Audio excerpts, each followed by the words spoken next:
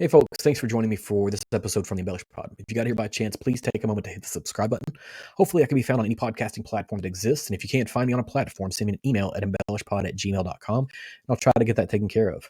You can also find video versions of this podcast on YouTube. You can find all of my links on Instagram at EmbellishPod or TikTok with the same handle. I have a website. It is www.embellishpod.com. It's also a place to pick up these links, episode details, and more. Today, we're not going to be talking about whiskey. We're actually going to be talking about rum. We're going to be talking about Club Kokomo, which is a celebrity adjacent brand. And we're going to have Geoff joining us to talk through that particular brand. I hope you guys enjoy this episode. So this morning or afternoon or whenever you happen to be consuming this, I have Geoff from Club Kokomo Spirits joining me today. Geoff, thank you for hopping on. And, in my initial research, I got an opportunity to kind of dig through, and I find, you're a kid that grew up in Louisiana. You came to college in Kentucky, which who knows why, and then you ultimately ended up out in California and doing some. You're a lawyer, but you're also making rum. So, first question: how the hell do you end up in Kentucky from Louisiana? Well, so I grew up in New Orleans in the city proper, and then right before high school, my family moved to the North Shore. My folks have always been involved in horses, and as you may or may not know, being in Kentucky, it's kind of the horse capital of the world. Right. So the horse industry originally took me to Kentucky just as a kid, and then when I was looking at schools, I looked at a variety of like schools throughout the South, and came across Center in a catalog, went and visited it, and just fell in love with Danville. So made the trip up there, but coincidentally, at the same time of me going to college, my mom and father moved their farm to Lexington. And so they've made Kentucky home since '89. And so I now, consider my all Kentucky home one of my own. So I love it. So that's I love to hear people that end up in Kentucky, and it's always is weird to get here. And Center produces some great graduates. We've got a family member that went to Center and went to law school as well, and does that. And so, you've been distilling and making rum for a number of years. This is sort of, I guess, maybe your second career at this point. You've got time in Kentucky. What says, hey, I'm going to do rum instead of doing whiskey or bourbon? Well, much like anybody who went to college in Kentucky and like really loves that state, bourbon is first and foremost on everybody's minds and lips and taste buds and all that fun stuff. But when I looked at, by the time I got serious about thinking about opening a craft distillery about 8 years ago, there are a lot of bourbon brands on the market. It's dominated by the phenomenal makers that are in Kentucky. And while I feel like craft bourbon definitely has a place in the market, I've always, again, this is probably my upbringing in Louisiana, but I've always been partial to rum, and particularly undosed bourbon. People often call them bourbon rums, but I've become an advocate, like a passionate advocate for why rum is not only a delicious spirit, but is actually the most interesting spirit. And the way I always talk about this in my shop is, in the world of whiskeys and bourbons, we could talk about mash bills. We could talk about different kinds of corn, wheat, barley, whatever, rye, all this fun stuff. And I love it. Trust me, I can nerd out all day long on the virtues of 36% rye versus 21% rye or 40% rye. I mean, I love it. But the cool thing about rum and why I'm so passionate about it is rum is made from one thing, a big old stalk of grass that gets turned into all these other things. So, I mean, whereas, in bourbon, you're limited to new char oak barrels, which is amazing, and the char levels of those barrels. With rum, man, what traditional rum producers have been able to do with sugarcane just blows my mind. And you'll have something as simple and as complex as, or something as simple as a rum agricole, which is a fresh pressed sugarcane juice rum, versus like a 200-year-old Dunder Pit rum from Jamaica that create these insane esters, and balance that, if you're a bourbon drinker, to something like what we make at Club Kokomo, which is more of a Barbadian inspired rum, which, if you're pouring it blind, most people think it tastes like bourbon. So, and I love that. Just, yes, it's a sugarcane base. We use new oak barrels, but I just love that ability. And I find that in this new wave of rums that really in the last decade have started coming to prominence, you're starting to see these unadulterated. Rum is not sweet. It does taste like bourbon. Yes, you can use it and age it exactly like bourbon, and just it's delicious. And I've become a passionate advocate for it. Hope that sums it And up. no. It's a good it's a really solid point, right? And so, and we'll get into this probably a little bit more later on as we talk. But I know, there's this glut of whiskey consumers in the North American marketplace that have been doing this for a while, and they're starting to maybe get bored with some of the things that are happening, right? Like I love whiskey, it's the primary beverage, but there's a lot of other things out there, and you see the rise of American single malts, and people are starting to be interested in world single malts and other whiskeys and tequilas and rum, and I think that there's a place for growth in that, but cane sugar, and you mentioned this, right? So cane sugar can be a curiosity to those that don't grow up around it. You grew up in New Orleans, so you were able to see it, and I did. we don't have a ton of cane sugar here, but we did, at least in my childhood, have a good quantity of like cane sorghum, right, where you can get a molasses type Hmm. substance out of it. Tell me a little bit about, kind of what you can about, cane sugar, kind of growing up around it. What is that like? How does that impact the Sure. culture around it? Yeah, so that's a really interesting question. So cane sorghum is very interesting when you think about sugar in general. When you're on the East Coast or in the Northeast, most of the time, and a lot of people don't know this, sugar is not made from cane; it's made from beets. And sorghum, they're made. It's processed sugar beets. So it's really interesting when you look at white sugar. Just does it say cane sugar? And chances are, if it doesn't, it's not. It's usually made from Mhm. sugar beets. Sorghum, of course, makes a very interesting molassesy type syrup, which is phenomenal in Mhm. Southern cooking. But Louisiana is very, Louisiana and certainly the dirty South are all about Florida and parts of Texas have these vast cane fields. And I remember growing up driving through and surrounded by marshlands to a certain extent. And then you'll see these it looks like bamboo, but about maybe 10-foot tall bamboo pods. And it's just awesome because, as a kid, you could and I did this in field trips in elementary school where they'd pull off the side of the road, go cut down a stalk, crack it open, and you just eat it, raw. And a lot of markets these days, especially in the Asian communities, are doing like fresh pressed cane juice and sugar cane stalks that you just munch on as a kid because it's sugar. And that's it. Instantly enamored me to just that process. And then as I grew older and graduated beyond your traditional white rums, typically Puerto Rican or Dominican white rums, I started finding this whole other world that was sitting there waiting. And I think the rum journey is very similar to like my age group, your age group, as far as okay, bourbon is we all love bourbon. I mean, that's not we're not going to deny that. I mean, it's an amazing product. It's one of my Yeah. favorite things to drink, and I do. I fell in love with it in '89, and I remember very specifically. But what I like to say is, as both prices have increased and quantities have decreased, and some of these bottles that we grew up loving become allocated or harder to get for a myriad reasons, the bourbon drinker has started looking elsewhere. And so Mhm. for a long time, they were seeing these 23 numbers on the outside of some bottle for like a $70 bottle of rum. And they'd buy it, and it was not what they were expecting because it was this extremely sweet, overly, syrupy product. And, to a whiskey drinker that really loves whiskey, it's a kind of a turnoff. So yeah, I'm getting off topic, but I like to No, no, talk no. about this stuff. Absolutely right. And so you've used a few terms, and I want to kind of go back to these, so Sure. that way, I can broaden my understanding, because my understanding of rum is very, very limited. I have Oh, yeah. tasted and drank barrel aged rums before, and a sort of other Mhm. rums that are not just your normal stuff that kind of goes on the bottom of the shelf, that you end up making sure you put in some sort of a super, super sweet drink. And there's nothing wrong with cocktails.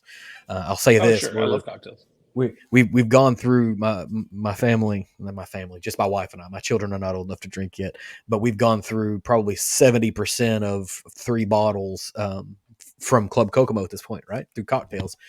There But we go. so I don't know anything about rum. You've said Sure. Barbadian, you've said Jamaican, you've said Puerto Rican. So what's the Yeah. difference? How do we break these Uh, up? How do I know? let me kind of just I can give you kind of a highline overview of that, and that's kind of where my passion and all this stuff lies. When we talk about something like a Dominican or Puerto Rican rum, in my mind, now granted there are outliers, there are people doing some phenomenal stuff, but that to me is like a lighter white rum similar to Bacardi. Fantastic rum, great for mixing. Just on its own, it's just an interesting product. But you're not going to convert a lot of like wild turkey drinkers to a rum if you're just trying Bacardi. Mhm. Even the aged Bacardi products. I mean, some of those can get pretty interesting. But So when we start getting to my mind a little bit more interesting and very important to describe this, authentic, right? So rums that are made from cane sugar, undosed, and that's something that we can touch on later, but no additives. It just goes into the barrel at whatever proof point they want to put it in, aged typically in ex-bourbon barrels, and then comes out, at whatever, and they proof it to whatever. But anyway, getting off topic, or back to the topic. When I talk about Barbadian rums, okay, my most biggest influence in Barbados is a rum maker named Richard Seal. Four Square Rum. You'll see him on the markets. You'll see him all over Kentucky. He makes Barbadian rums where he's taking, a beautiful distillate that he makes in a variety at his facility in Barbados, and then ages it in spent oak barrel or spent bourbon barrels or port cask barrels or Zinfandel barrels. Does it for a period of up to 14 years. But when you open a bottle of his rums, you're going to taste something that is very much like whiskey, and it's especially in his barrel strength editions, which I know are so popular in the world of bourbon these days. You're going to open that up, and it's going to be if you're used to a sugary sweet rum, you're going to be in for a ride, and it's every bit as interesting as the older, more interesting, both originally barreled but barrel finishes that are popular in bourbon these days, bourbons. And it's just a fascinating journey. And when you discover that and realize that there's a whole world of Barbadian rums, which are just delicious on the market, that then opens your eyes to other things. And when I talk about Jamaican rum, Jamaican is a wholly different rum because it's typically made from 100% molasses, Mhm. where they'll do open fermentation of molasses. They'll age it, or they'll ferment it, then they'll distill it on pot stills. And especially with the super, we use the word funky, but high ester rums, you're going to drink something as a white spirit that you will never in a million years find a bourbon as a moondog, as a moonshine or white dog that comes anywhere close to what some of the really interesting Jamaican rums can produce with that pot stilling. And there's a lot of stuff that goes into it, but just understand in Jamaica, they've been making rum longer than America has been America. And Right. and you can taste it when you get some of these really fascinating overproof dundery. That's a different word, but like high ester rums, it's just a wild journey. So Yeah, and you mentioned this, right? So they've been making rum longer than um, we've been a nation. And if you really take, because we have this argument in North America about like what's our nation's native spirit or whatever. And right now we're leaning on bourbon, but we were making rye in bourbon country before bourbon was that's made in exactly bourbon right. country, right? But if you go back even further, the ration that all of our soldiers was given was largely rum, right? Like rum plays a huge role in the history of the United States and the Absolutely. history of our armed forces, whole host of things. And so it has a seat at the exact same sort of table. But I'm going to go back again. There's a couple other terms that you've used. So you've used the word rum agricole and dunder Sure. pit.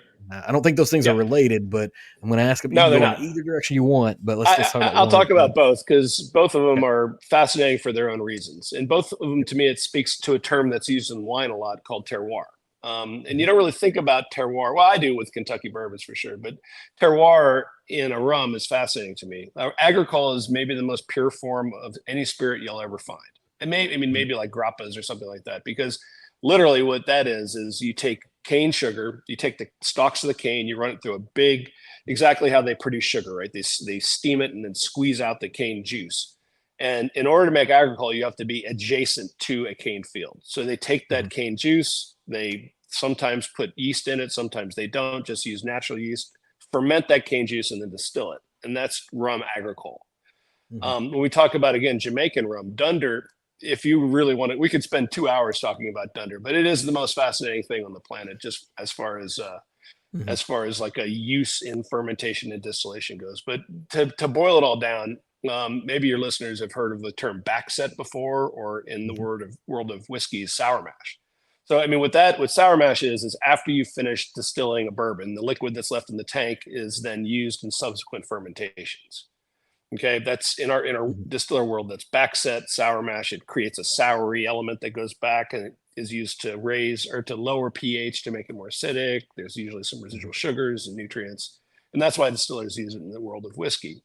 In Jamaica, that backset is then sometimes it's used fresh, but oftentimes, and most interestingly, it's pumped into outdoor ponds Mhm. and stored in an open environment. And some of those ponds have been dated over 200 years old. Hmm. and they use that both in the fermentation and sometimes in the distillation track, and it creates these insanely high ester rums that give just all kinds of wild flavors. So, I mean, does that make sense? Yeah, no, no, it makes complete sense, and it, in a slightly different kind of way, it reminds me, just open top fermenters, where you can Hmm. open the window and anything can pass through, but this is perpetually existing. So maybe like a Solera version of an open top fermenter that's made out of cedar at Maker's Mark, right? Like in a That, weird that, way. that that's precisely, it's exactly right. Mhm. But it's different because after this has already been distilled, so it's not a Right. subsequent fermentation. It's distilled, so I mean, it's just one of the wildest things you've ever. When you get around these high dunder rums, it's fascinating. It's a hour-long conversation just alone. Yeah, yeah, no, I mean, it sounds like it, and we're chipping away at the edges of an Mhm. iceberg here. Sure. So you've mentioned distilling a couple of times, and there's Mhm. different thought processes that exist in the whiskey world, whether it's pot distillation or whether it is column distillation or a hybrid of the two. Mhm. As you produce whiskey or as you make things, are you a pot distiller? Are you a column distiller? Are you both? Like, what is your process? And I So think I know the answer, but I'm that going to that ask. that yeah, that's a great question. So I personally am a big fan of both. I essentially in my shop, if we panned over to the right, I have a couple of hybrid pots. So Mhm, what essentially that means is it's a pot still with a 4-plate reflux column, which allows me to do cuts, precise cuts, and all that kind of stuff. But it's not a mhm, traditional pot still where we don't have any resistance in the path of the distillation. It just allows me as a craft spirit producer to go through a fermentation and craft my own cuts carefully. I do slow distillation, so it takes a long mhm, time. I don't, I try to distill anywhere between, if it's whiskey, under 140 proof for sure, so like 120 proof, with limited resistance, because but that the answer to that is it's a hybrid pot. So, mhm. and I'm very particular about why that is. Yeah, and then as you talk about, sort of distilling and blending and all that, and you consider the whiskey world, right? There's a lot of rules around that, and you've used the term undosed a Mhm. number of times. So talk about blending and distilling. Oh Are the yeah. rules as strict in the rum world? Well, so we follow at Club Kokomo Spirits. We follow, we'll say, very strict rules about that, and that's one of the Mhm, challenges that we have in the rum world. When we start talking about dosing, in the whiskey world, you're familiar with things like no color added, no chill mhm, filtering. All that should just be a given in the rum world. But where I start talking about dosing, or in the islands they call it dosage, is after a spirit has been distilled and then aged. I mean, the best way to think about this is if you ever have a rum that tastes sweet, the reason for mhm, that is sugar has been added. And in some cases, and I won't name names, up to 50 to 60 grams of sugar per bottle. So mhm. it's a significant amount of sugar that really, if it was a whiskey, would be considered like almost a liqueur. But because it's made in some island countries that aren't quite as picky about that kind of stuff, it then creates some confusion to the rum market. And so like it's been a passion of mine since I started distilling almost 9 years ago, to just our rum is not dosed. We There's no color added, no Mhm. sugar added. It's just, it tastes like what it tastes like when it comes out of the barrel. That's it. So, and I Yeah, that's the way and whiskey is too. I mean, so as we begin, as you begin new in any spirit, there's the process of tasting it, right? And you know mhm. all the whiskey fans, we know, this is your caramel, your vanilla, your normal flavor profiles. As I taste rum, and I start off on this journey, how should I taste it, and what should I get to sort of begin with? And you know saying what There's should I get feels like a leading absolutely no question, difference. but yep. Okay. Yeah, I know. And look, I mean, that everybody's journey about taste is the same. So, I mean, you and I could sit and drink the same thing and come up with different flavor characteristics. So, like, Right. I mean, typically the way when I do tastings in my shop or talk about our products that we make, I'll walk you through what I taste. But, one of the cool things Mhm. about rum is it's going to be oftentimes outside of that wheelhouse of flavor that you've become so accustomed to with whiskey. And it's one of the reasons why, my eyes get opened on a daily basis when I try these very interesting rums coming out of, very, very small places. It's fascinating because it tastes exactly Mhm. like, maybe as a maker, another way to think about it is, I always like to taste something that's closer to the source. So that's why, Right. in the world of whiskey, barrel strength stuff is always interesting. White dog is always fascinating. And in the world of rum, you do have access sometimes, especially, with some makers, to get right from the source. So something that's 145 or 150 proof pot still. And it's just a fascinating journey. Yes, it's strong. Yes, all that fun stuff. But like, it's just interesting. Yeah. They I show mean, it you can always proof it down. You can never proof it up at home, right? off. So buy it higher proof, That's and if you exactly need to right. add something to it, so be it. And then nobody has to Yep. pay to ship water, right? That's right. That's exactly right. So you've got a handful of offerings that are coming out of Club Kokomo, and so maybe now's the time I'm gonna ask a couple questions. Okay, first of all, just tell me about Club Kokomo. What is Club Kokomo?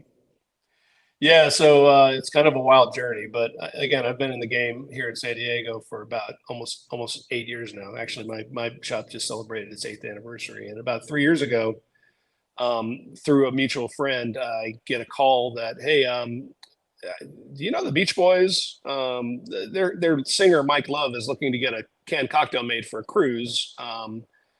And I know I'm in the canned cocktail, business as well. And they said, "Do you have any interest in doing it?" Well, I mean, very selfishly, the Beach Boys are my dad's favorite band, and specifically, Mike Right. Love was one of my father's favorite singers. So, just in terms of like, ooh, this sounds really fun, I did it. And so we produced a couple pallets of cans, delivered it to a cruise ship in Florida, and that kind of was the end of it. And then we just started chatting after the cruise. They were talking about how they wanted to do a more expansive line of cocktails, and then eventually leaning into a line of rum. And so we became friends. And so that's how the birth of Club Kokomo started. And we launched with 4 canned cocktails. We did that for about a year and a half, all with the idea that eventually we were going to start making a line of Kokomo rums. And so earlier this year, we started working on it last year, but in February this year, we launched a line of three consumer facing rums. So I'm very proud of Yeah, I them mean, too. you get the call from the Beach Boys, and you answer that one, regardless of what your music preferences Yeah, are. They live on just absolutely. about everybody's top 10 or top 15 bands of Mm-hmm. all time lists, right? Like that's a super duper easy way to do it. And so you started in RTDs, and then ultimately you're creating some rum profiles for them. There's the white Mm-hmm. rum, the Tahitian vanilla, and then a barrel aged. When Yep. you sort of set out to craft this brand, how do you develop the flavor profile? Is this your taste? Is this their taste? Is this a collaborative process? How did this come out? So that's a really really wonderful question, because it leads to what Club Kokomo is really all about. It's definitely a collaboration. We like to use the word, for a variety of reasons, harmony, but Mhm. sometimes and oftentimes they lean on me with my knowledge of rum and what I love in a rum, and also more to the point, a lot of this, and where they listen to me about, is where our rum would fall in the market and how that works in the market. Unlike in the world of rum, price point's important, but so is, the rum connoisseurs are very intense about things like proof point. If you come out with a 40% alcohol rum, that's looked on one way. If you come out with something that's a little too strong, it's looked on another way. So like that balance is really tricky. But no, I mean, everything that we tried, we do as a team. We have a very small team, and so we developed these 3 products. And one of the things I love about working with Mike and Jacqueline is they have very good ideas of what they want out of the products, but then they also let me play in the areas that I know my stuff. So we take example artisanal, or this guy, which we'll start talking about in a second. And this is one that's just absolutely in my wheelhouse of really trying to make something that I think is one of the better domestically produced white rums in the market. And I know exactly what I want that to taste like, and I'm going to fiddle with different ideas and fall upon a formula that we think is perfect. So that's where that came from.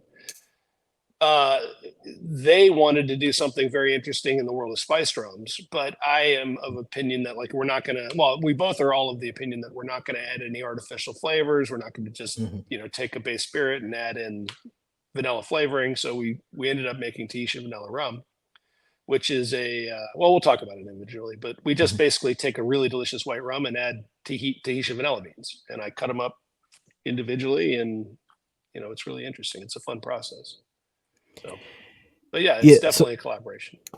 okay. So and you just said something, and this is the wonderful Oh, thing about podcast hosts that are sort of jerks, right? We have these ideas and we just throw them at people like, you should make this. This is the let's thing. go. You're wanting to make a spiced rum, right? And You don't want to add anything to it. And the first thing that sort of popped into my head, and you've probably thought about this already, is have you considered taking the just the standard artisanal white rum and then aging it further in like an Amberana barrel to pick up that Oh yeah. spiced rum flavor Oh yeah. profile without additives, right? It's Oh just yeah. barrel finishing. Oh, absolutely.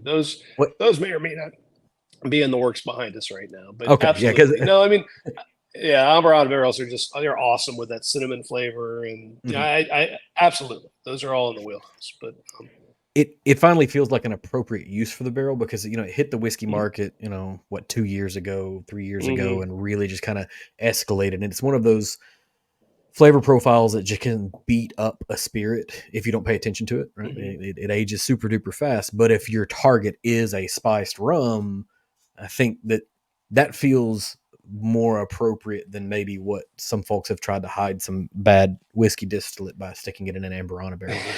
Not gonna name any names. Not gonna say like that's not what it's about. Yeah, we don't. We talk about So things we love. right, yeah. So where you guys are pretty adamant about transparency. You've mentioned that a Mhm. number of times, Oh yeah.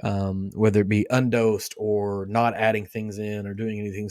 Is this just a standard for you, or is this a part of the brand building? Is this a market differentiation? It's Um, look, it's both. And I mhm, like as mentioned earlier, I think this movement kind of started. It's definitely starting in the islands. Barbados and Jamaica are definitely trying to push for that because for such a long time in rum, we've seen the other side of it, and unfortunately, you mhm, start seeing it in the world. It's like other spirits, like tequila. We're starting to see some dosing and some things like glycerins and vanillins added to tequilas.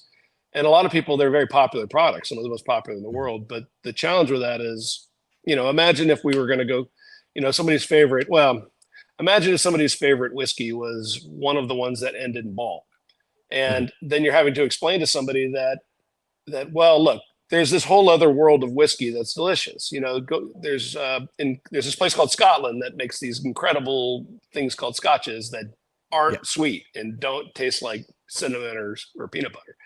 Mhm, That's kind of where rum has been for a long time, and not just dosing, but we get these weird age statements where people will put like a 21 on the front of the bottle. It doesn't mean 21 years old, as a bourbon person would come to expect. It means mhm. just they just wanted to put a 21 on the outside of the bottle. So I mean, we tend to be, again, we go back to transparency, transparent on how we make it, transparent about our age statements, and we follow the line of distillers, master distillers out of the islands doing exactly that. So that's the point. Yeah, so and that's an interesting thing that you said there, about age statements that might exist on rum, and this has been my understanding of it is that if they put an age statement, that just means there's some volume of rum that is in there that is that particular age. That's exactly Um, right. so it as a producer, at least you can't control necessarily what happens in the rest of the world, but you can control what happens in the United States. Is Mhm. is there an interest? I think of the single malt commission and trying to get some standards there. Is there some interest to try to change that to be more what the North American consumer would be, or is it the interest is educate the North American consumer? This is the market. It's both. There's a big Mhm, movement in the islands right now about fixing all of that and making it so that age statements mean, as they do in whiskey, that it's not the oldest, it's the youngest. So mhm, that's a part of it. So I mean, we see our mission as education to the American consumer. Yes, it's a bit of differentiation, but we really don't harp on it. We just mention that we do this. We mention that we don't put sugar in. It's also like an explanation of why our rum doesn't taste like other rums on the market. mhm. So.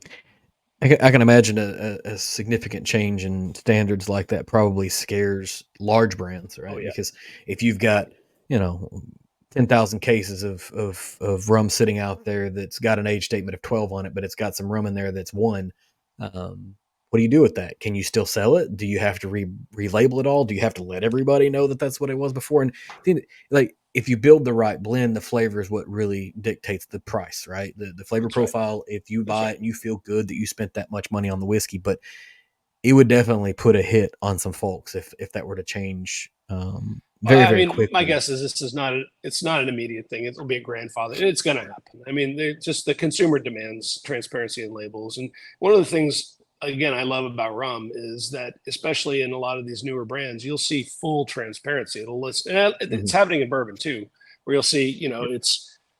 47% of this, and they just say it on Mhm. the label. And I think that as the consumer, especially in the world of rum, gets more accustomed to seeing that, I think it just, it's fine. Yeah, you can pull them into doing the same thing instead of pushing them into it just by changing the way that you do That's things. exactly right. That you're right. Smaller brands are doing that because it's a way for them to differentiate, but also to kind of plant a flag Mhm. and say we're being as transparent as we possibly can be.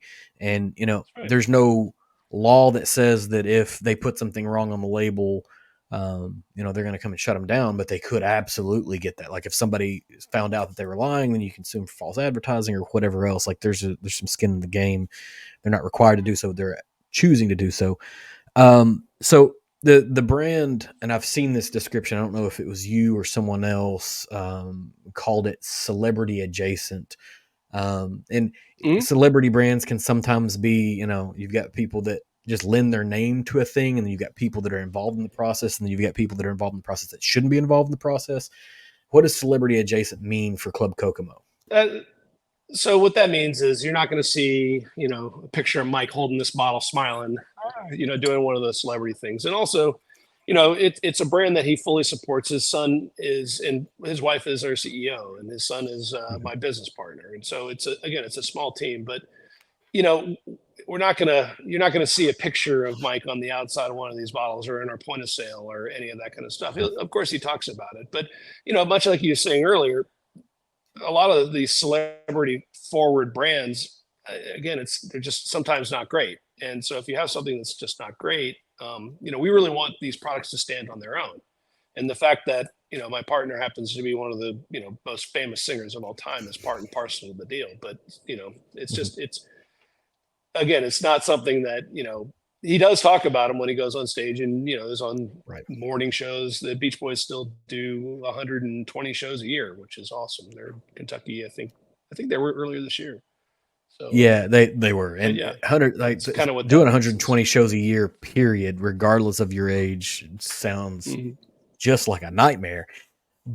But then, kind of doing that for that many years, it's supremely impressive, and it feels like, given the history of the Beach Boys, given the history of Mike, that rum seems like the right place to be for this. But it actually started with RTDs, right? And then it moved into Mhm. rums. That's Can you right. tell me a little bit about the RTDs? Is that still a thing, or are Absolutely. we shifted Oh, sure. solely to rum?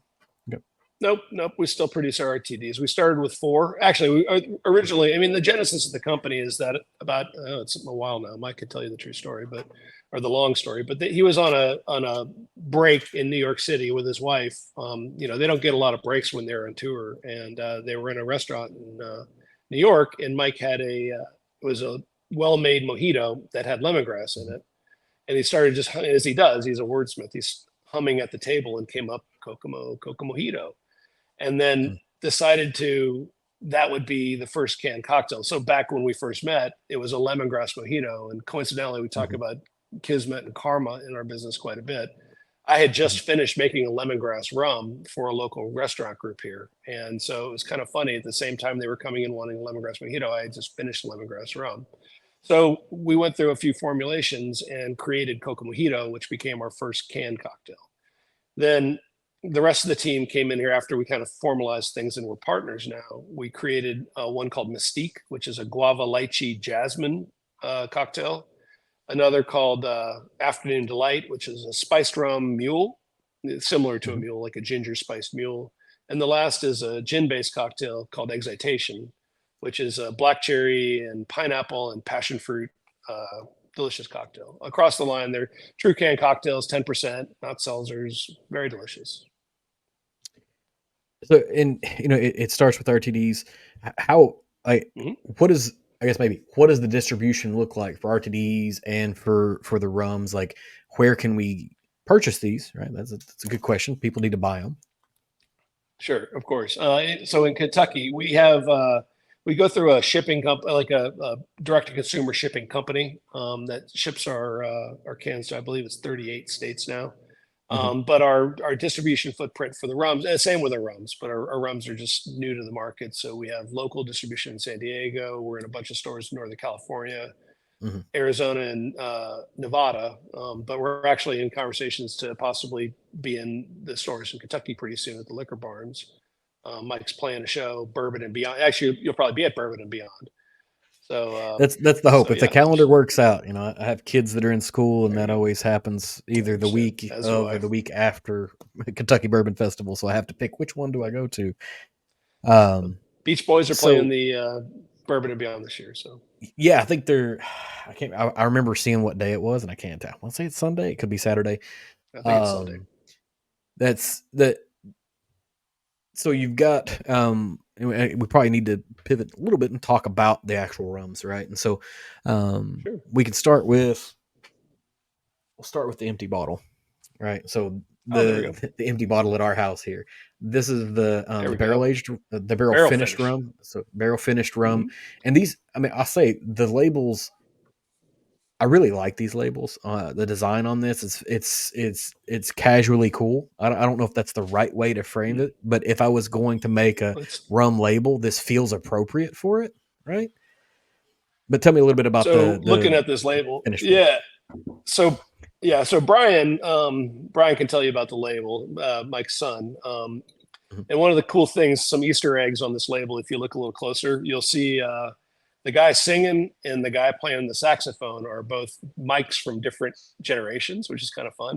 There's 60 or 70s Mike and then 80s Mike, which is Uh kind huh. of fun. So like if you look closely at the label, you'll see that. But barrel finish particularly is one that it was fun for me because I am somebody that is a craft distiller. I've been doing it for 8 years, and Hmm.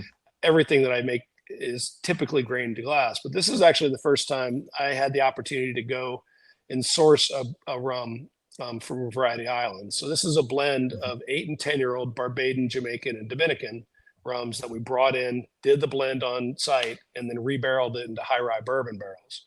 So Hmm. as a bourbon person, you're going to probably get a lot of those nice bourbon notes on it, but it's rum through and through. Again, undosed. It's at 46% Hmm. alcohol or 92 proof. The ages are between now 9 and 11 years.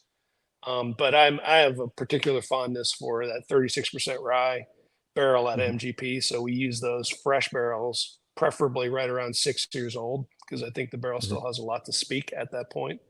And so yeah, we've got a good pipeline of those, and that's how we make this. So So when you set out to kind of develop the flavor profile of this, did you mhm, have expectations on what the finishing would do for the rum, mhm, or did you just say, "I absolutely. know the quality of the rum, I know the quality of the barrel, and I trust that it's going to do something good"? No, it's.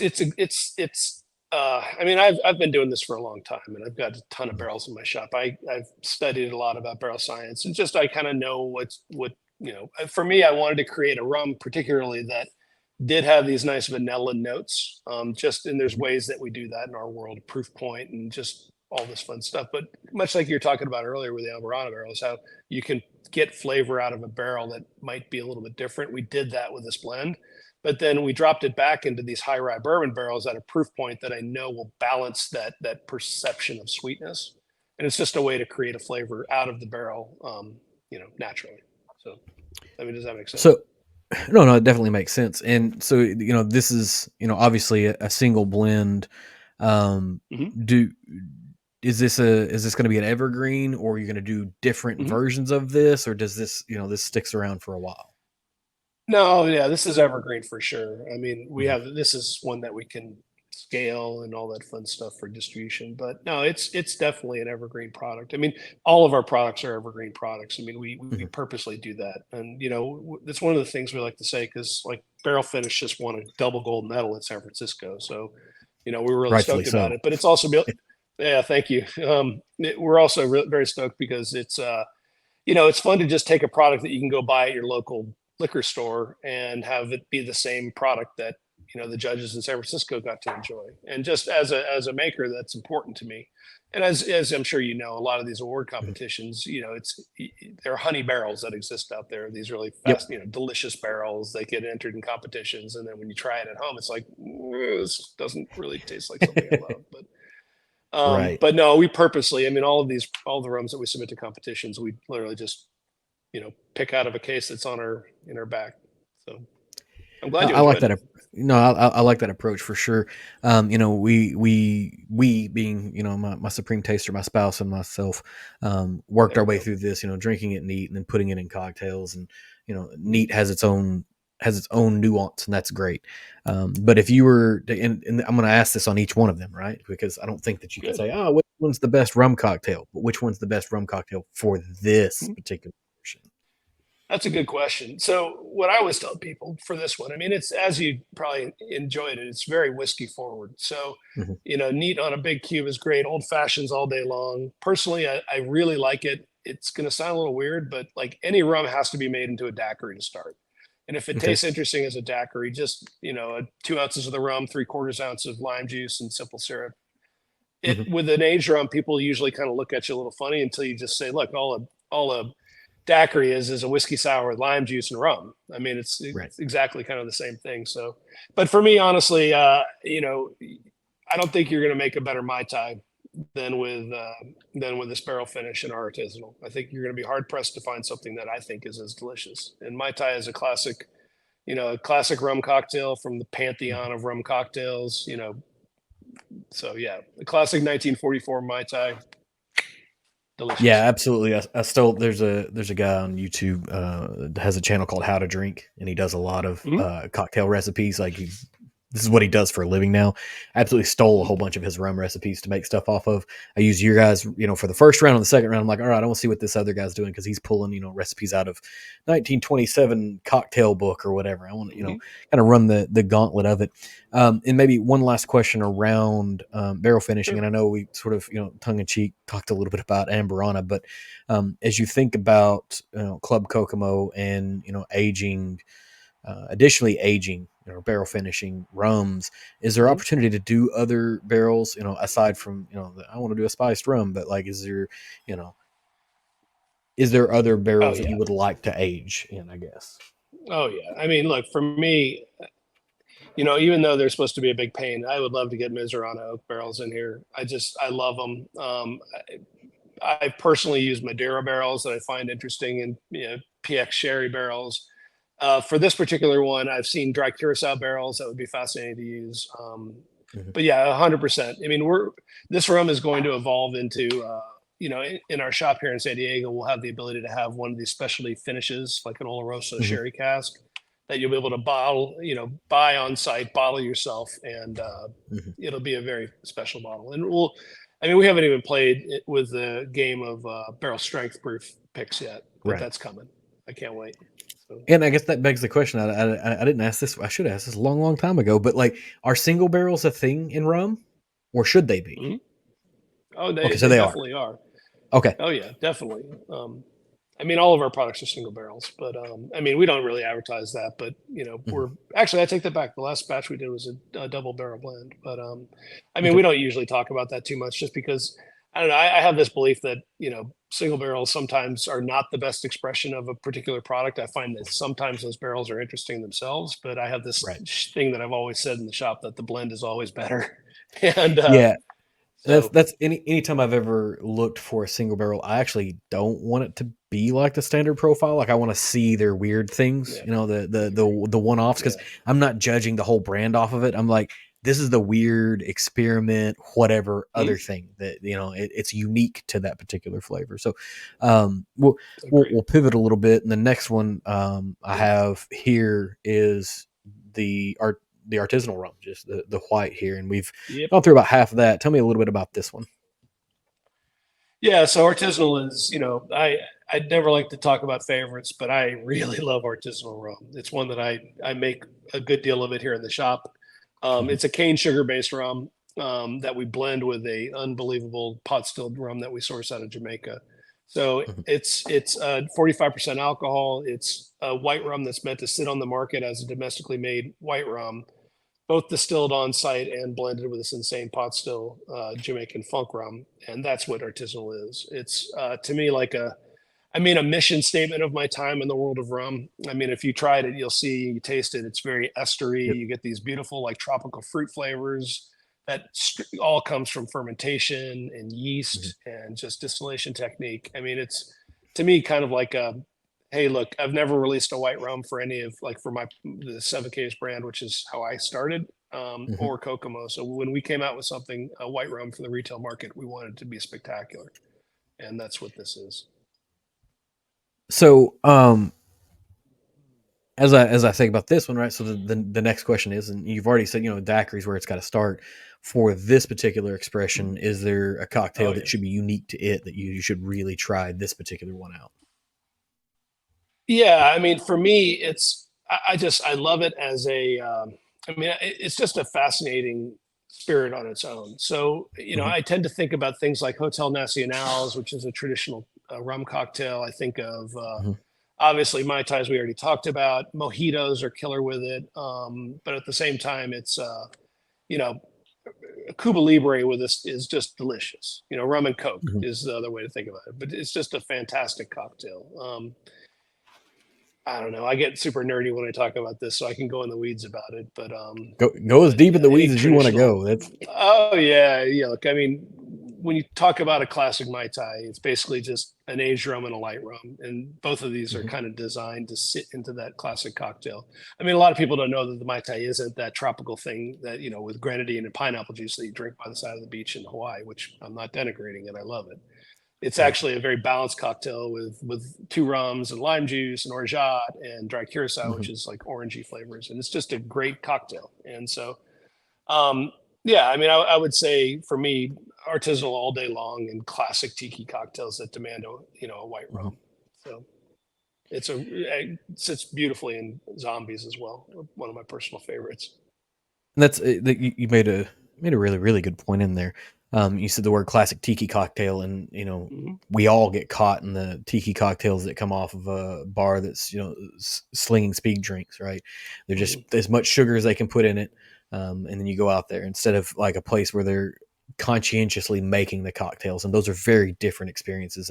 Very A much so. legitimate tiki cocktail is different than the tiki cocktail you get at your corner bar or whatever, unless Sure. you got that kind of a mixologist or whatever. Mm-hmm. They're far more balanced, and that's the thing that if you're buying intentionally made spirits, you should probably focus on intentionally made cocktails that match that, right? Not to say that if you absolutely, the other night we just threw some grapefruit soda and a little bit of this artisanal rum together, and that was the whole cocktail for the night. That was it, right? And it worked Right. perfectly fine. But it was a little sweeter, probably less balanced, but it just was quick and fast. But it can also stand up in an appropriately made and built cocktail, I think. So that cocktail that you just described is a famous cocktail from Jamaica. Okay, it's called Ray and Ting. And so Ray and Nephew is an overproof rum out of Jamaica that's delicious, Mm-hmm. and Ting is a grapefruit soda. So you just essentially made a classic tiki cocktail called a Ray and Ting.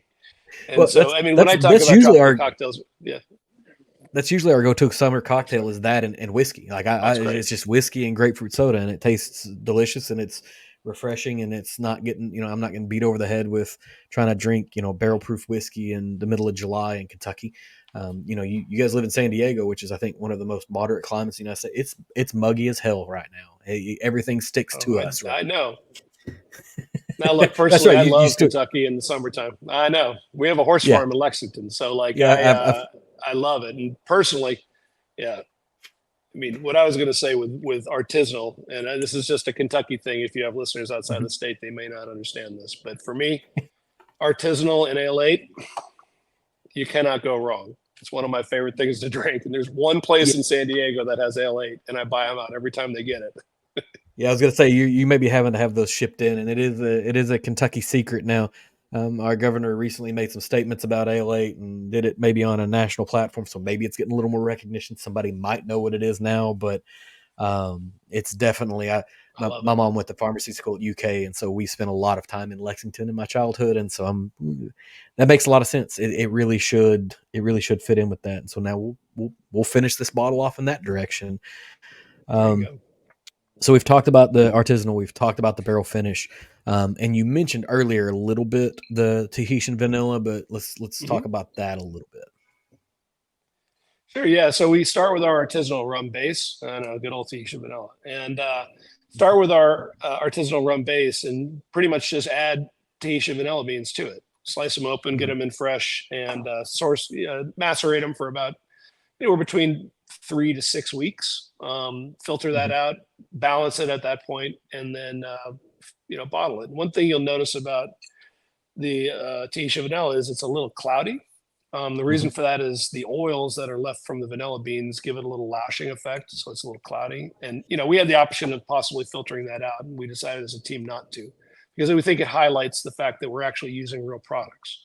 And I know the Mhm. question is going to come about like cocktails to make from it, and I could wax rhapsodic about painkillers and pina coladas and all that fun stuff. But let me be very honest, and this is like going right to my Louisiana roots, right?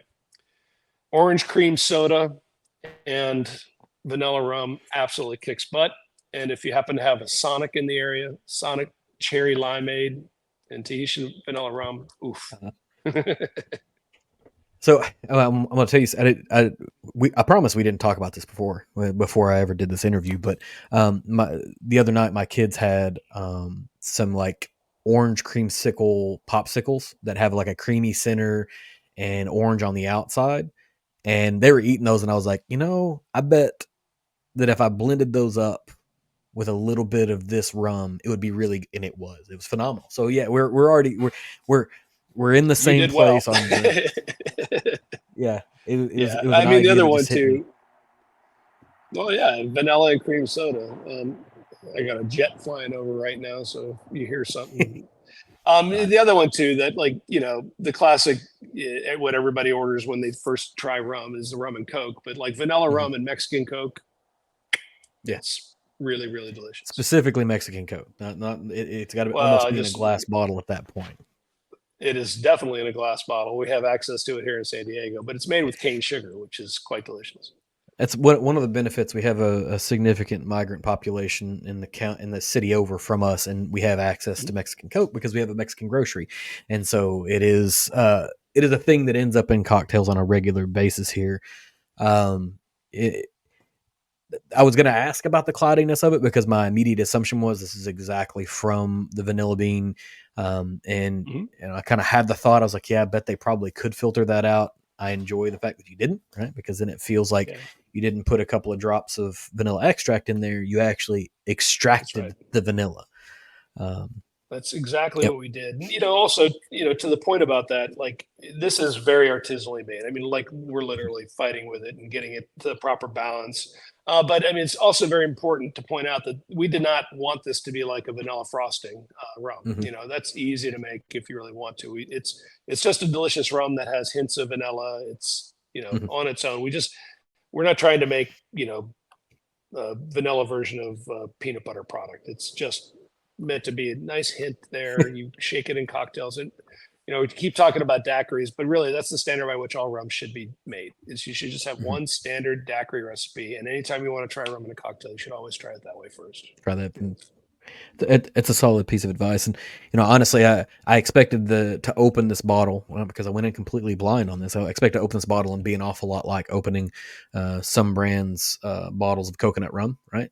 Where you just kind of fill the Right? room with the smell of coconut immediately, and was Mm. pleasantly surprised that I had to get a little closer to it to pick up the vanilla. It was there, but it wasn't like I'm going to hit you over the head with it, and so it doesn't. Vanilla is one of those fillers that can overtake things really easily, at least in Hmm. my perspective, and it doesn't do that Agreed. here. So we've kind of ran the gambit, and we're getting close to time on this. Is Yep.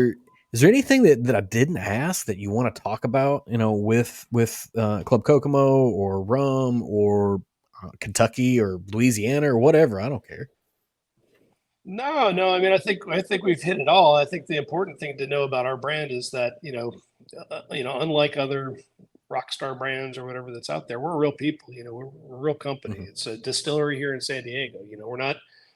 This isn't a brand that we go and co-pack it in some nameless place out in the middle of nowhere. We actually, I'm the one who makes it. I distill all these things myself, and I have a co-distiller here that helps me, Blake, who's amazing.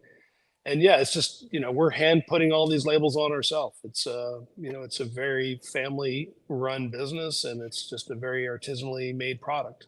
So I mean, our Yeah, goal is to try to define rum in America as best we can, and to pay homage to the people who have been doing this longer than us and respect what they do, and just try to have a seat at the table when we get there. Yeah, and as I dug through the, I do a fair amount of research before these interviews. That's how I found out. You went to Center College before you get on here, right? Sure Um, did. is it's apparent when you see interviews with your partner, he's not giving the normal celebrity talking points that they do about their brands, like, oh yeah, I own this brand, but not really being able to talk about it in depth. You see a very distinct difference in how he communicates, kind of what happens with the brand, how it's built out. There's any number of morning shows or Today Show type interviews that include him talking about this particular brand, and so you can tell that he's involved in it. Um, Yes. and then the other side of it is that you can tell that there's someone who is a distiller and is interested in crafting unique things that's a part of it as well, right? Because you could have a person who's really involved, but they're also buying bulk product, like you said, from somebody else and slapping a label on it, selling it at that point in time. So kudos. This is a really, really, I'm glad this is the first, this is the first rum interview I've ever done. I'm glad this is a particular brand for it because the flavors of it were the things that I hoped for it to be, instead of, some of those things that come out of the rums that we had in college. Right? You alluded to that. There was nothing necessarily wrong with them, but this is, kind of a more refined version of that. Something where you're, actually looking to do something other than, alter your state. Geoff, thanks for hopping There we on. go. My pleasure. Go to the website, buy things, do all of the things. But Follow our thanks for journey. hopping on the Join the podcast. club. Yeah, My pleasure, you Tom. guys Have a have a great rest club. of You your have a day. club on your website We that you do. can get notifications Yep. from. I didn't even Join on ask our that. I website. usually ask that. Absolutely. Perfect. There you Yeah, go. go sign up Go into for the thing so you can get all the clubkokomospirits.com, notifications. sign up, and learn all about it. Go see the Perfect. Beach Boys. You can try it there. Yeah, absolutely. All right. Thanks, Geoff, for coming on. Thanks for tuning in to this episode from the Embellish Pod. If you enjoyed this, please leave me a review on whatever platform you're consuming this on, and leave a comment if possible. Hit me up on social media on TikTok or Instagram using EmbellishPod, and give me a follow so we can keep up with what's going on here. I can be found at www.embellishpod.com with all of my links, accounts, contact details, and more. Thanks for stopping by.